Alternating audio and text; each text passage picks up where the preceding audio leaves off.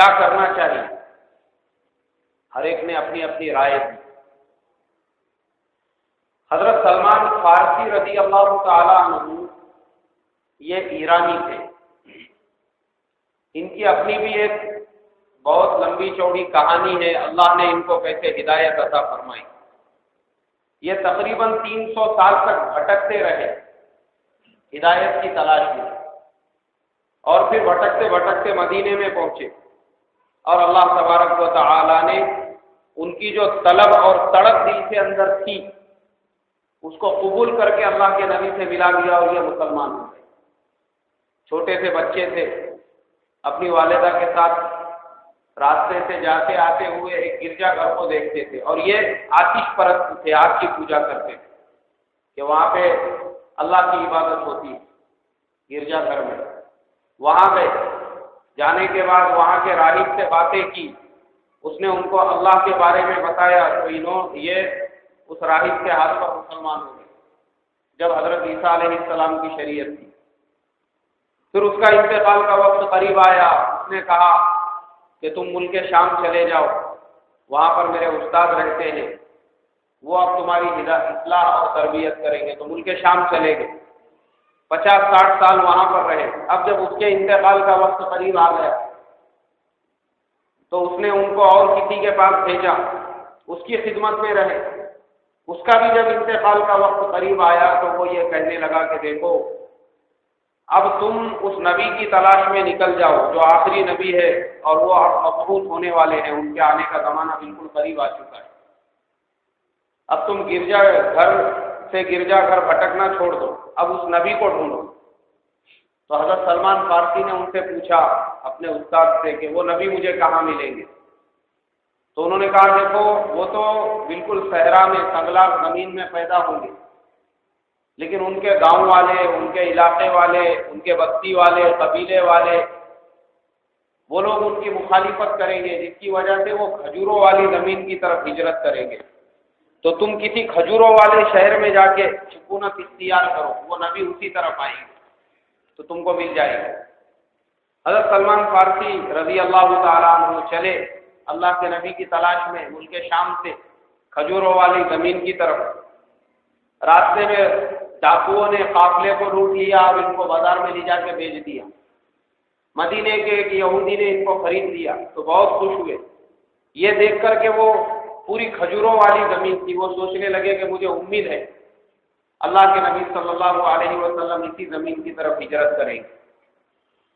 ایک دن اپنے آقا کے باغ میں درخت کے اوپر چڑھے ہوئے تھے، کھجور توڑ رہے تھے کہ اچانک اس کا چچیرا بھائی آیا آقا کا اور کہنے لگا تمہارے لیے ایک بری خبر ہے کہ مکے سے چل کر ایک آدمی آیا ہے جو اپنے آپ کو اللہ کا نبی کہتا ہے۔ حضرت سلمان فارسی رضی اللہ تعالیٰ عنہ جس ہدایت کی تلاش میں اتنے دنوں سے بھٹک رہے تھے، جیسے ہی اس کی خوشخبری انہوں نے سنی ان کے ہاتھ تھر تھر کانپنے لگے۔ فوراً درخت سے نیچے اترے، اپنے آقا کے پاس پہنچے اور اس چچیرے بھائی سے پوچھنے لگے کہ ابھی ان کا قیام کہاں ہے؟ تو آقا نے ان سے کہا کہ نہیں، تم اپنا کام کرو، تم کو یہ باتوں سے کیا لینا دینا، کیونکہ وہ غلام تھے اور غلاموں کو اجازت نہیں تھی آقاؤں کی بات سننے کی اور آقاؤں سے کچھ سوال کرنے کی۔ وہ اپنے کام میں لگ گئے۔ رات کا وقت آیا، کھجوروں کا ایک خوشہ لے کے اللہ کے نبی صلی اللہ علیہ وسلم کی خدمت میں پہنچے، کہا یہ آپ کے لیے صدقہ ہے۔ حضور صلی اللہ علیہ وسلم نے غریبوں میں تقسیم کر دیا اور خود ہاتھ بھی نہیں لگایا۔ دوسرے دن پہنچے، اللہ کے نبی صلی اللہ علیہ وسلم کی خدمت میں کھجوروں کا پھر ایک خوشہ پیش کیا اور کہا یہ آپ کے لیے ہدیہ ہے۔ اللہ کے نبی صلی اللہ علیہ وسلم نے اپنے ہاتھوں سے کھجور کو توڑا اور سارے صحابہ سے کہا کہ تم بھی اس کو کھانا شروع کرو۔ اب سب مل کے کھانے لگے۔ اللہ کے نبی صلی اللہ علیہ وسلم نے حضرت سلمان فارسی رضی اللہ تعالیٰ عنہ کو دیکھا کہ وہ حضور کے پیٹھ کے پیچھے بیٹھے تھوڑا سا سائڈ میں۔ آپ صلی اللہ علیہ وسلم نے اپنی چادر ہٹا دی اور ان سے یہ کہا کہ تم نے میری 2 نشانیاں تو دیکھ لی، میں جانتا ہوں کہ اب تم تیسری نشانی دیکھنا چاہتے ہو تو اسے بھی دیکھو۔ حضرت سلمان فارسی نے جب مہر نبوت کو دیکھا وہ اس کو چومنے لگے اور اللہ کے نبی صلی اللہ علیہ وسلم سے لپٹ کر رونے لگے دہاڑے مار مار کر، اور یہ کہنے لگے کہ اللہ کے نبی سے، اے اللہ کے نبی، آپ کی تلاش میں میں پچھلے 300 سال سے بھٹک رہا، آج اللہ نے مجھے آپ کی خدمت میں پہنچایا، اور مسلمان ہو گئے، اور پھر اپنا پورا قصہ سارے مسلمانوں کو سنایا کہ وہ بچپن سے گھر سے نکلے ہوئے ہیں، اللہ کے نبی کی تلاش میں بھٹکتے بھٹکتے کہاں کہاں گئے، اور اخیر کو مدینے میں پہنچے۔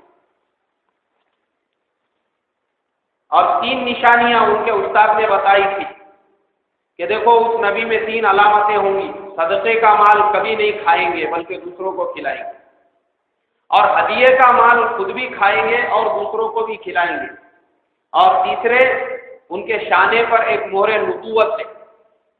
دونوں چیزیں انہوں نے چیک کی، اور تیسری جب پیچھے بیٹھے اللہ کے نبی صلی اللہ علیہ وسلم سمجھ گئے، اور خود آپ نے ان سے یہ کہا، تو مہر نبوت کو انہوں نے چومنا شروع کر دیا۔ اب اللہ کے نبی صلی اللہ علیہ وسلم نے ان کے آقا سے بات کی، ان کے غلامی کی کہ ان کو آزاد کر دو۔ آقا نے کہا مجھے اتنی چاندی چاہیے، اور 300 درخت کھجوروں کے ایسے چاہیے جو ایک جگہ پر ہو، اور ان پہ جب پھل لگے گا میں سب حضرت سلمان فارسی کو چھوڑ دوں گا۔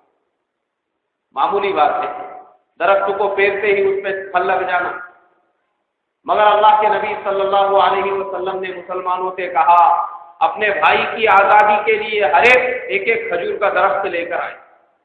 ایک خالی زمین تھی، اس زمین کے اوپر وہ سارے درخت لگائے گئے۔ اللہ کا کرنا ایسا ہوا کہ صرف 1 سال کے اندر وہ درخت اتنے بڑے ہو گئے کہ ان میں پھل لگ گئے۔ یہ ہے اللہ کے نبی صلی اللہ علیہ وسلم کا معجزہ۔ اور ایک غزوے کی فتح کے بعد آپ کی خدمت میں کچھ چاندی آئی، آپ نے اٹھا کے حضرت سلمان فارسی کو دے دی، کہا آپ نے آقا کو دو اور اس سے آزادی حاصل کر لو۔ اللہ نے ان کو آزادی عطا فرمائی۔ 1500 سال پہلے کا واقعہ ہے، اور وہ کھجوروں کا باغ ابھی بھی مدینہ منورہ میں، ہم لوگوں نے اپنی آنکھوں سے اس کی زیارت کی۔